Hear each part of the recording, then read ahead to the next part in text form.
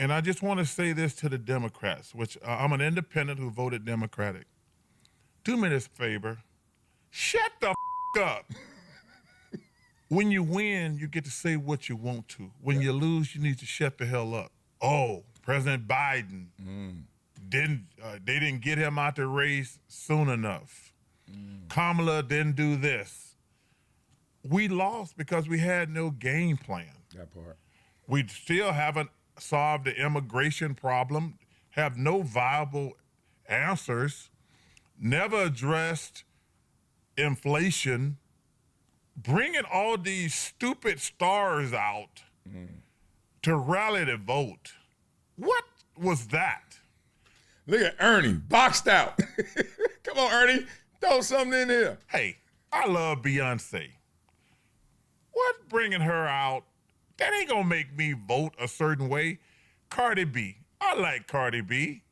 That ain't gonna make me vote a certain type of way.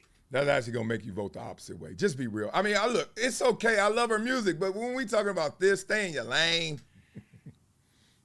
You guys lost because y'all stupid.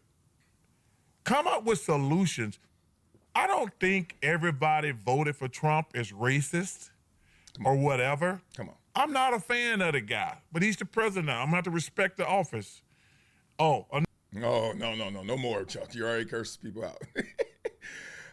We're going to have some fun here today because we're going to talk about it every single way. Let's umbrella all of this by saying we got to get along. Rodney King nailed it. Can we all just get along? After he got beat down, God dang. I know we had a lot of jokes for that man, but damn it, don't we wish we could go back and listen to that man? Now we're about to listen to these women. Now, here's the thing about these women. They are talking about avoiding family for the holidays because they voted different than you. Yeah. You don't believe me? You don't believe me? You really don't believe me? Listen to this. Point, because I really do feel that this candidate, President-elect Trump, is just a different type of candidate. From the things he's said and the things he's done and the things he will do, it's... I love media. From the things he said and the things he's done, the things he will do. Raise your hand if you know what that means. What you mean he will do? You mean what he said he gonna do? Don't they all make those promises that they break? But the point is, she's trying to lead us somewhere. So let's go. It's more of a moral issue for me, and I think it's more of a moral issue for other people. We're just, I would say it was different when, let's say, Bush got elected. You know, you may not have agreed with his policies, but you didn't feel like he was a deeply flawed person. The guy that was at the UFC? No, I was kidding. Flawed by character, deeply flawed in morality. And so I think when people feel that someone voted not only against their families, but against them and against people that they loved, I think it's okay to take a beat. Okay, take a beat. She's basically like, she danced around it. I think we're going to get there, bullseye. She danced around it. It's okay to stay back. 75 million and 71 million, wasn't it? So if you voted for Trump and you're in the 75 million, then 71 million of you other people who didn't, and we're related, I'm not coming home for the holidays. What? And vice versa. What kind of country is this? I have to question it. I don't want to put my kid in that position. Exactly. I don't want to put my gay child in a position where she has to sit with someone who doesn't understand her and feels like it's okay to just blurt all that out. That's just me.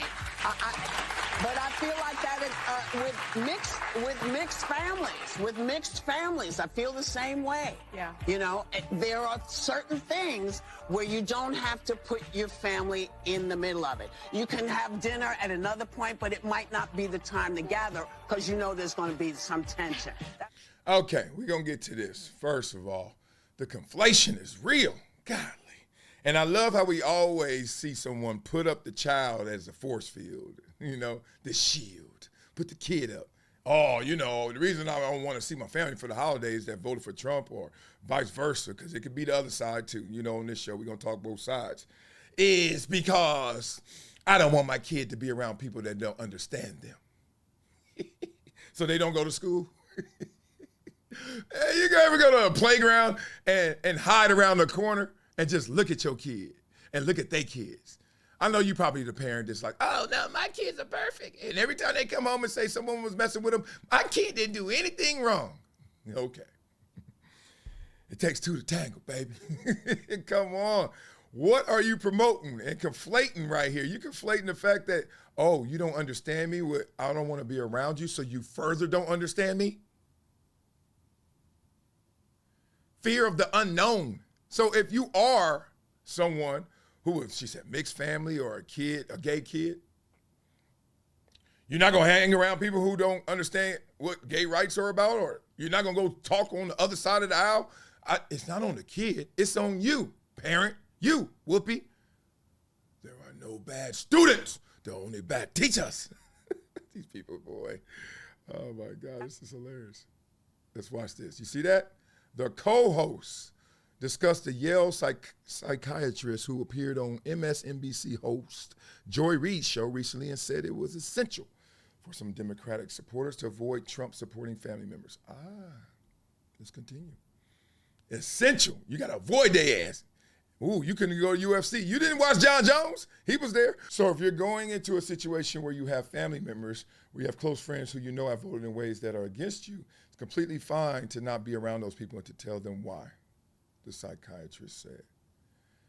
Whew, glad you didn't go to Columbia.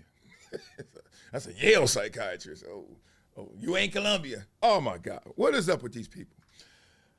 And I'm not going to go with the party of division. I'm going with the people of division. Stop blaming parties. That's how you get to hide. Oh, it's the Democratic Party. Oh, it's the Republicans. No, it's your ass who claiming them. Okay, and finally, new rule. Someone must tell the usual suspects on the far left that the saying is, when you're in a hole, stop digging, not keep digging. Talk about doubling down on what got you fucked in the first place. Even the one concession I've heard a few people on the losing side offer, that liberals should stop saying the Trump voters are stupid, comes with a kind of unspoken parentheses. We know they are stupid, just don't say it. Yeah, that part. We need to get out of that. We need to get out of both sides. Y'all can hear that Sunday Night Football in me. Who go Chargers? God dang it, go Chargers.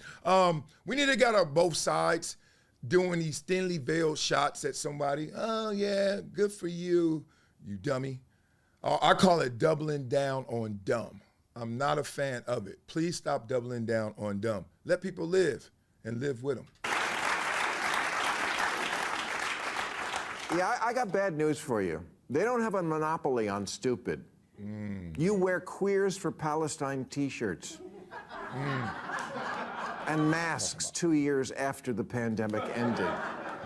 And you can't define woman, I mean person who menstruates. You're the teachers union education party, and you've turned schools and colleges into a joke.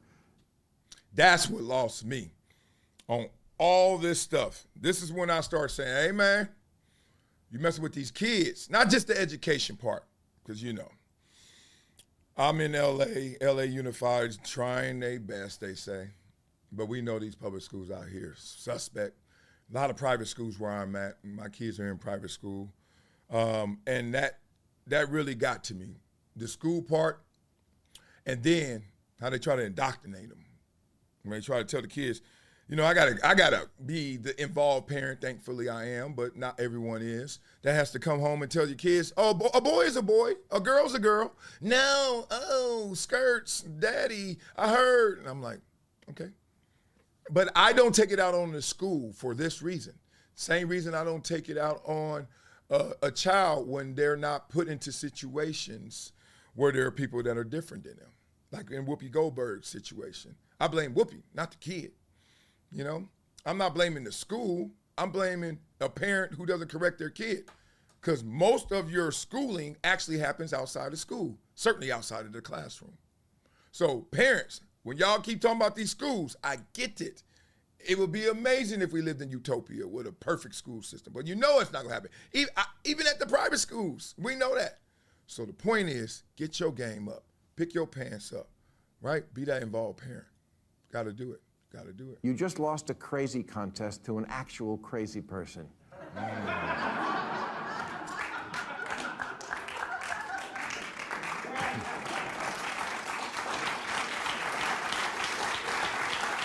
I don't know, man. I don't know, man. I don't know. You Oh love my to God. speak truth to power, and we always should, but you have completely lost the ability to speak truth to bullshit. The Democratic polling firm Blueprint told Democrats months ago that black voters, AKA their supposedly liberal base, were more likely to find the president too liberal than too conservative. They also found that voters didn't just want Harris to distance herself from Biden, they wanted her to distance herself from what they believe the entire Democratic Party has become. What's that? A Portlandia sketch. That's my yoga teacher. I love yoga. I'm going today. A bunch of privileged mean girls complaining about privilege and trying to make fetch happen. What a shocker that the people who see everything through the lens of race and sex see their election loss as a result of racism and sexism. Yes, if only we weren't so irredeemably unenlightened, we would have elected a black president by now. Oh, what, we did? Oh, right, and then re-elected him. Maybe you missed it because it wasn't on TikTok. Man, that's the point. That is a point right there. God dang it. It's so crazy that when we see ascension, when we see a goal being attained, when we see that someone is actually living up to the desires of all, instead of acknowledging it, we actually want to beat it up. People get mad at me all the time when I say, no, I haven't dealt with overt racism. I haven't dealt with any racism. No. And I'm not the only one, publicly or privately. I know a lot of people that haven't. But people want to beat you up. I'm not diminishing your experience, so don't try and diminish mine. When people want to say, it was misogyny, that's why she lost. I'm like, do you know how much I love my mama? You know how good a job I think my mama would have done running anything? My mama was principle-based. My mama was about that life. She never was lying, 100. And my grandma was one thou wow. She always kept it a thou wow. From hello, baby, I'm going to tell you what I'm thinking. And they try to say it was misogyny. I was like, man, do you know I'm married 10 years? Me, married 10 years? I got 3 girls, and you trying to tell me misogyny? Come on. Oh, it was race. Oh, she's black. Man, did you know we done had that already? Like, can we get past that? So I laugh when people always want to attack you on something that actually was the goal. Like Martin Luther King said, judge a man by his character, right? Character. Judge a person by their character. And then when you judge somebody by their character, not by their race, all of a sudden we got a problem. Yeah, you ain't gonna vote for it because you black? Oh, we got a problem. What? And then, well, you lost. It's because you're a woman. That's why. What? And more importantly, please stop trying to call me out my name because I'm not checking the boxes you assume I'm supposed to check just based on epidermis. Come on, party people.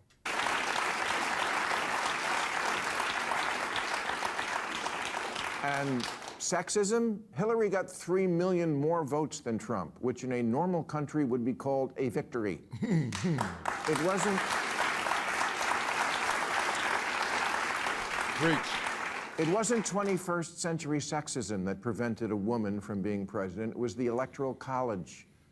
Democrats run for office as if the voters don't live here, as if they don't go to the grocery store and Starbucks and the office.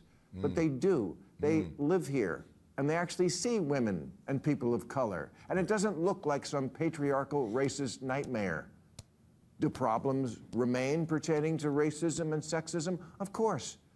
But a poll last year asked, if America is the greatest country in the world, more blacks and Hispanic Americans agreed with that than the white progressives. Ooh. It asked if racism is built into our society. White progressives agreed with that at higher levels than black and Hispanic people. It asked if government should increase border security. Same result. Hispanic Americans are less okay with illegal immigration than whitey. Y'all catching this? Y'all picking up what he putting down?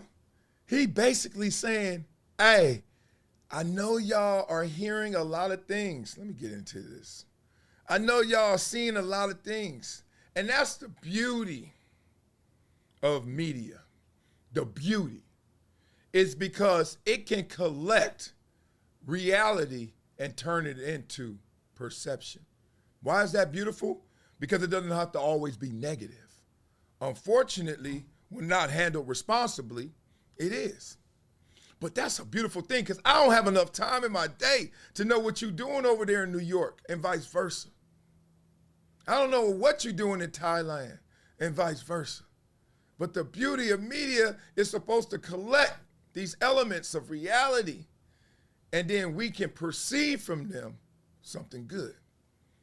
Or what we're in and keep going down the slope of is something bad. You know when you watch the local news, what is it? Murder, robbery, arson, murder, arson, murder, and then sports, weather, murder again, and then a cat. We got the cat out the tree. That's it? In my neighborhood? And then, oh no, we're gonna throw in that good story. You know, we're gonna throw in that story about down at the community center. Yeah, we gave out those backpacks. Because media gets to grab it and bundle it, you got to do your homework to know what those individual elements and ingredients are that makes that mass media. If not, you're going to be walking around here thinking that, oh, black people think this country is racial at the core. Then you take polls and then you actually ask black people. In reality, they're like, I mean, yeah, some, but not all. You see the numbers he just showed you? Hispanics, yeah, get a little tougher on the border. Half of us think that. Really? I wouldn't think. Media, perception. The votes are in. They don't want your pity. Yes. And black people can't afford to indulge rich white people's need to endlessly flagellate themselves. They just want prices to go down and good jobs and the police when you call them. Black people, they're just like us.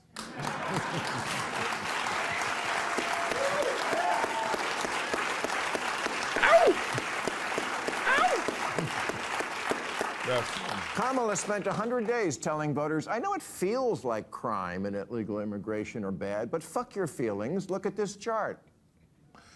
Yes, there's a lot to not like already about the new regime, but maybe take 1 week to ask what you did wrong. Yes. The basis for Democratic campaigns has become, we're the smart people. That we know from the get-go. No need to look into that. We know that a priori, which is a Latin phrase the red hat people wouldn't have a clue about. But they don't need to. Have you seen my "In this house we believe" lawn sign? See, it says right on it, we believe in science. Right, which is why you demanded no one even debate whether COVID could have escaped from the one lab in the one city where they were studying it. How far-fetched. The New York Times called it racist. Democrats have become like a royal family that, because of so much incest, has unfortunately had children who are retarded. Good. Going in. Going in. And the same thing can happen to ideas if they are also conceived in an atmosphere of intellectual incest. Maybe take the clothespins off your noses and actually converse with the other half of the country. Stop screaming at people to get with the program and instead make a program worth getting with. He's preaching right now. He preaching right now. Give him some. I'm adding some claps. What good is liberalism if you don't win elections? Last week, Massachusetts Congressman Seth Moulton said, I have 2 little girls. I don't want them getting run over on a playing field by a formerly male athlete. But as a Democrat, I'm supposed to be afraid to say that. Yes, there's the problem in a nutshell. There it is. Because Congressman Moulton sounds reasonable to me, but his campaign manager immediately resigned in protest. Let me make this as plain as I can to the smart people. The campaign manager who resigned, yeah, let that person go. Marginalize that guy. He on fire. Try making too woke be a cancelable offense. It's important for America to have a center-left party, and for that party to be competitive. And a good first step toward that goal would be to make the voters not want to punch you in the face. I will conclude Ooh. I will conclude by saying the reason I'm so mad at the Democrats is because as a voter, the issues that were important to me were democracy and the environment. And now, there's no one to champion or defend either of them because you, with your aggressively anti-common sense agenda and shitty exclusionary attitude, blew it. You lost everything. House, Senate, White House, Supreme Court, and left us completely unprotected and ready to be violated. Happy Thanksgiving, everybody! Actually, Love it, love it, love it. I love respectful disagreements. God, it's just right now it looks like it's a big onslaught or a downpour on the Democrats. That's just because they lost. Like Charles Barkley said, when you lost, shut it, look in the mirror, and fix it, right? You can't go out there and saying, all them, all that. No, we don't want to hear it. You lost. It's just like anything. It's just like last night, the Bengals. Nobody want to hear that. Yeah, we fought valiantly and came back and tied this. Nobody want to hear it. You lost. Move over. Where's Justin Herbert at? Sorry, Joe Burrow. That's the same thing. But we can learn in wins and losses because we need each other, like this coexistence. I'm really trying to promote this coexistence. Unity, I guess we don't let that pass. People are like, that's too damn positive. That's too damn far-fetched. That's too damn utopian. We ain't gonna have unity. All right, well, let's just coexist. That sounds good. That sounds like the bare minimum of unity, right? Right? Freshman year of unity is coexisting. That means respect the dog. That's a good person. This weekend, my wife had a health scare. And once again, because I overthink things and usually overtalk, I was walking through the hospital. She's fine now, thank you. She's back home. Was dealing with a PE, if you guys know PE, blood clot. She had a blood clot in her lung. Appreciate you guys. I'm walking through, and I'm going on the elevator. This lady and her husband is getting off the elevator. They got 20, 30 years on me. White couple. Older, bigger. And I'm walking. And they made it their point to just give me like eye contact and hello. And I made it my point to give them eye contact, hello. And you want to know why?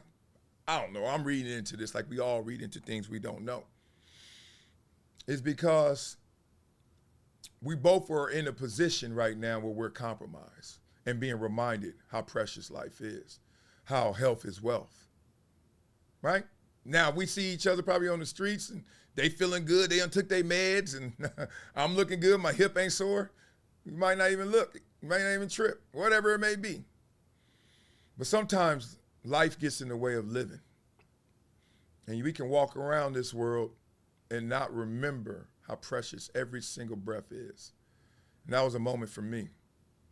I think this election should be looked at the same way. How precious life is, how precious it is to live in this country.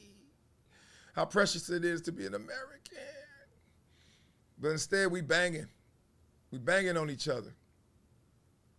And I'm not going to let that happen on my watch, not in my circle, not while I'm involved. Because I'm an involved parent and I'm an involved citizen. And I want to make sure that we all get along. So this is going to be a safe space, as they say. It don't have to be safe. I play football. It ain't got to be safe. We can beat it up in the comments, but come on, respectfully disagree so we can all coexist. Simple as that, y'all. All right. Woo! Had to go through all of that right there. And man, it was worth it, right? We did a travel right there. So now it's time for y'all to travel. Yep, it's time for y'all to travel to projecttransition.org. Yes, please, please, please. Like Alana Gidron. Shout out to her and her husband, Just Blaze, who I went to the game with last night. That's my dog. One-time $100 donation supporting Project Transition. Love for you guys out there. I know what y'all waiting for. Y'all waiting for this freestyle.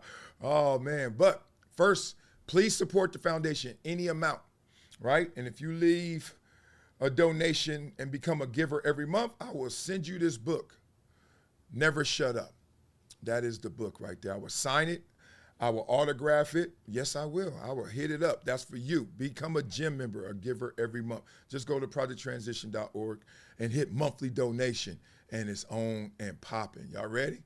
Like this lyric. Let's go. Let's see where we at. Let's go. They trying to box us out. They want me to shout something against the other side. They want me to go and ride, but I'm like, nah, I ain't gonna duck and hide, but I'm gonna come outside, cause I wanna say that I love the USA, and I ain't gonna play. No more delay. Hey dog, say what you gonna say. Vote how you vote. It's all good, we in the same ocean, just a different boat. I nailed it. Stuck the landing, god dang it. Oh, that was dope. Love y'all, man. Have an amazing day out there. Give me a round of applause for that. Thank you, Fart Chacon. What's up, y'all? It's Marcellus Wiley, founder of Project Transition and proud gym member. I'm excited to share with you an opportunity that will support our kids on their mission to making their dreams a reality. At Project Transition, we believe that real change comes from consistent action and support. That's why we invite you to join our powerful gym membership program that is making a difference every single day. As a gym partner, by giving every month, you'll fuel our mission by providing monthly support that turns into real empowerment and education for underserved youth. Your commitment reduces school dropouts, nurtures communities, and funds impactful programs like the Rising Stars Academy that we share. Together, we can turn potential into prosperity. Join the group of community champions driving change. Your contributions will help aid success by providing essential educational resources, building critical life skills, and fostering community strength. There's no better feeling than knowing your support will ignite hope, foster dreams, and empower the next generation. Join us today and be a part of transformative change. Help our youth become greater than their greatest excuse. Become a gym partner. Thank you.